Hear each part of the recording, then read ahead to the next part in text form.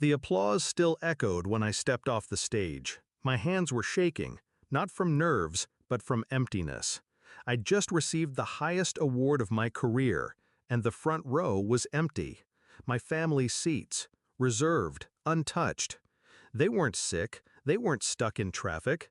They were in Bali, a family trip, without me. 66 missed calls lit my phone like a siren. But before I could touch it, a hand brushed mine. Cold, deliberate. A key slid into my palm, and a whisper, "Welcome home." Family was everything to me. At least, that's what I told myself. I built my life around them, every sacrifice, every late night, every choice bent toward their comfort. My siblings took. My parents demanded. My cousins drained. And I kept giving because I thought love meant loyalty. But loyalty without reciprocity is just servitude. The cracks were always there. My promotion? They laughed, said I was lucky. My first car? They borrowed it, wrecked it, and shrugged. My relationships? Sabotaged with whispers and meddling. Still, I stayed. I swallowed pride. I convinced myself blood was sacred. Until tonight, when I saw their absence carved in empty chairs, louder than any betrayal before. The missed calls weren't apologies, they were panic. While I stood on stage, smiling for cameras, my plan was already in motion. See, they thought my award was a trophy, a shiny object I'd display on a shelf. They didn't realize it was a weapon, proof of my worth, a key to doors they never knew existed. Months earlier, when I discovered the family secret, the offshore accounts, the inheritance games, the property hidden in shell corporations, I didn't rage, I studied. Every password, every signature, every careless message. They schemed to cut me out. My own blood, carving my name from the will, selling assets behind my back, laughing about how I was too busy chasing dreams to notice. But I noticed, and I prepared. The key in my hand tonight wasn't just metal, it was access. To the penthouse they thought was theirs, to the vault where the real accounts were stored, to the empire built on my grandfather's name, the one they intended to erase me from.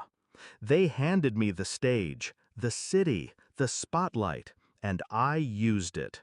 While they sipped cocktails on a beach, I met with lawyers, bankers, journalists.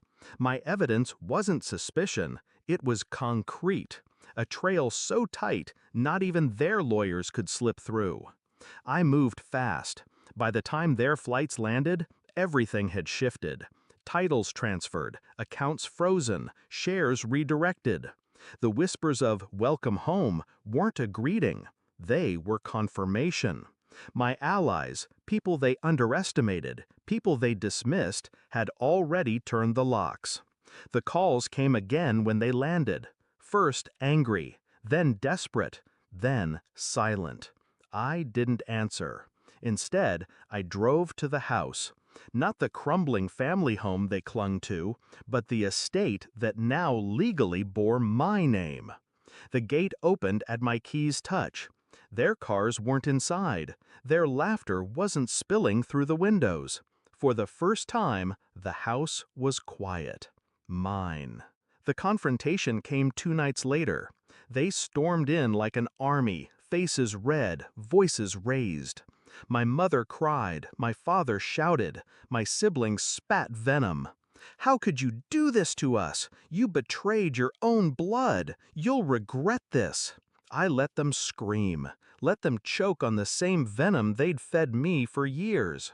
When they were spent, I spoke, calm, controlled.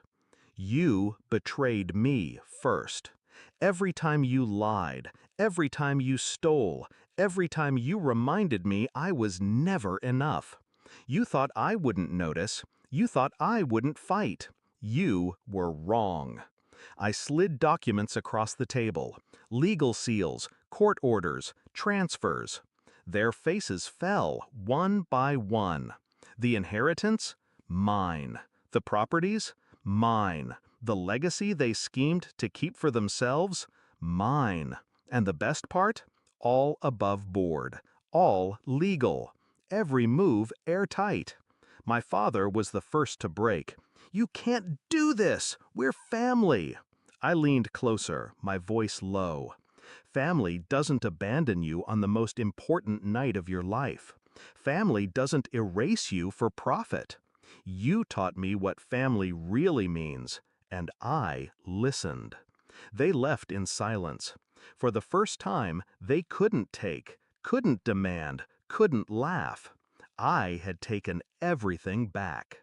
Now, when I walk the halls of the estate, I hear echoes, not of them, but of myself.